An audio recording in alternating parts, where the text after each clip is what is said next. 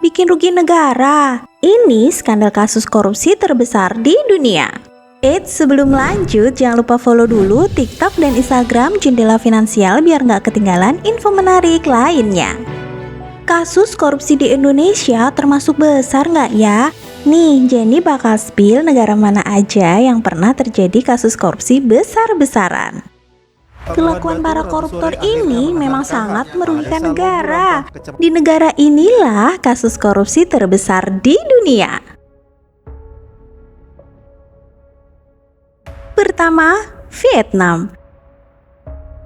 Kasus korupsi seorang pengusaha properti bernama Trong My Lan ini menggelapkan dana Saigon Commercial Bank atau SCB senilai 304 triliun dong Vietnam atau setara dengan 12,4 miliar dolar Amerika Serikat.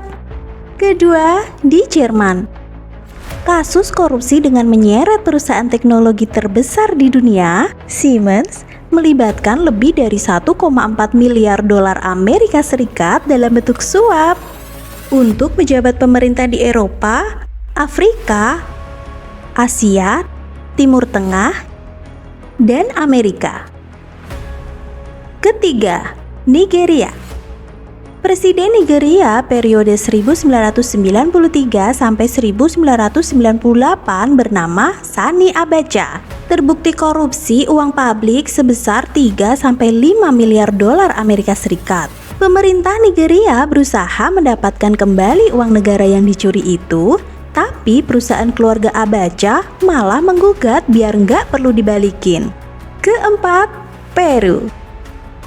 Presiden Peru periode 1990 sampai 2000, Alberto Fujimori, menggunakan lebih dari 75% anggaran Badan Intelijen Nasional buat nyuap para politisi, hakim, dan media sebanyak 600 juta dolar Amerika Serikat.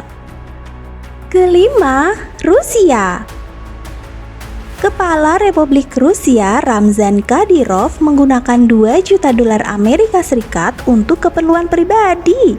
Dia bahkan memungut pajak gak resmi untuk setiap orang yang menerima upah atau gaji. Nah, kira-kira kalau kasus korupsi di Indonesia gimana ya?